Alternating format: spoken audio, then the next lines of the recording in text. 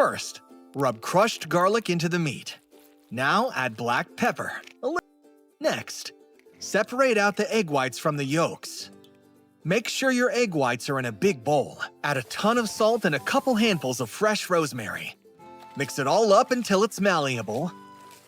That looks about right.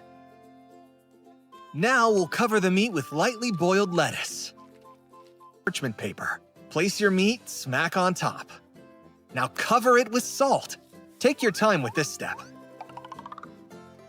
The dinner turned white. Left is baking it in a preheated oven.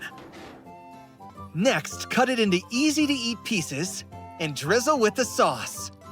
The Bloody Horn Bowl Salt Bake is ready to go!